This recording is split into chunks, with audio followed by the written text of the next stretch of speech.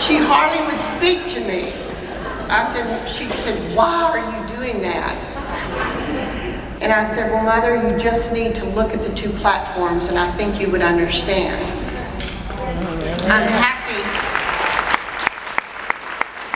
to report to you that my mother died having served as the treasurer of the Republican, Hempstead County Republican Party. We transformed her, and she totally understood. And she served as the treasurer of the Republican Party for a few years. And she, again, was not only my biggest fan, but Mike Huckabee's biggest fan. So that was a great transformation. But in her wisdom, when she had 5 kids, for some reason she named the 2 boys, she gave them middle names. The 3 girls, she did not.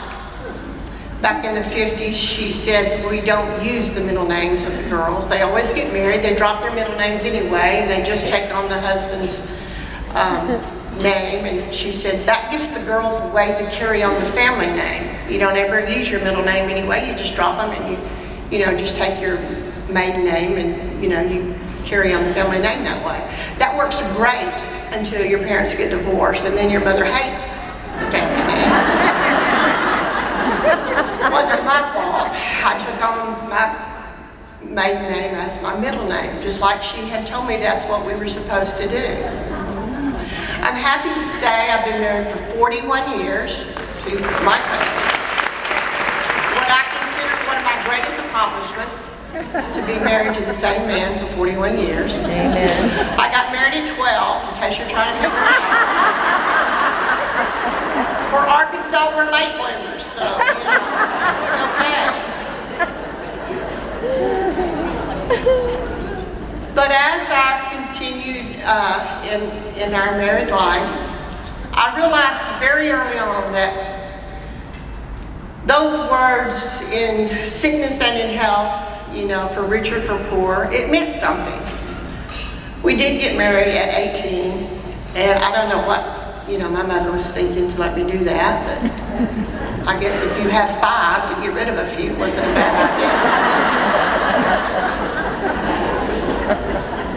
idea. And in our first year of marriage, and I was very athletic. I played basketball, and I was all about volleyball and running track and playing softball, just doing whatever you do in the little small town of Hope, Arkansas.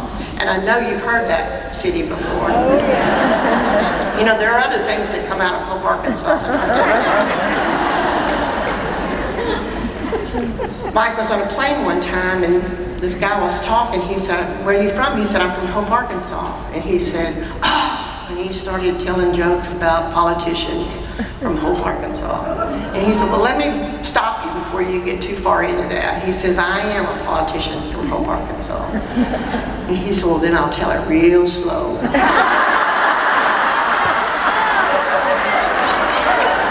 I digressed a little bit. But the doctor came into my hospital room one day and says, you have cancer. And it wasn't just any ordinary cancer, it was spinal cancer. And it wasn't just spinal cancer, it was malignant spinal cancer. And at 20, it's not what you just want to hear after you've only been married a year. And if Mike could have ever left me, he should have done it right then. But those words that he told me meant something. They weren't just empty words. It was a sacred promise to me. And after surgery, he helped me learn to walk again, and took me back and forth for an hour and a half one way, helped me have radiation therapy, and drove me back an hour and a half the other direction, settled me back home, and then he went to college class, and he ended up getting a 4-year degree in 2 years and worked full time and took care of me. And that meant something to me, because like I said, he could have just left me at that moment and taken me back to my mom and said, it wasn't quite what I bargained for. But he made me a sacred promise. And as we went through our years of marriage, and when he started taking me down this road of politics, and when we ran in 2008, And I thought about my mom and what she told me when you drop your name and take on the family name. That was all okay until your husband is second in a political race, which happens to be president of the United States. And all that activity I did in basketball and volleyball and running track, I ended up having both of my knees replaced. That was, makes things a little tough when you're going through the airport and all those buzzers buzz off. It's not so bad unless your husband's running for president of the United States. It just takes you a little bit longer. But then when you show those little TSA guys their driver's license, and your name is Janet McCain Huckabee,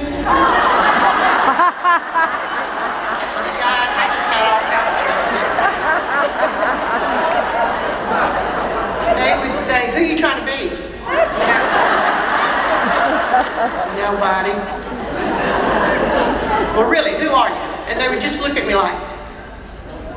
I said, "Sir, I'm not trying to be anyone. Well, are you McCain or Huckabee?" I said, "Both." "Well, who are you kin to?" I said, "Maybe both." I really probably not kin to John McCain, but he always called me cousin, and somewhere down the road, perhaps I am, I don't know. But those TSA guys did not like to have fun, and I'm all about fun. I think you should have fun in everything you do.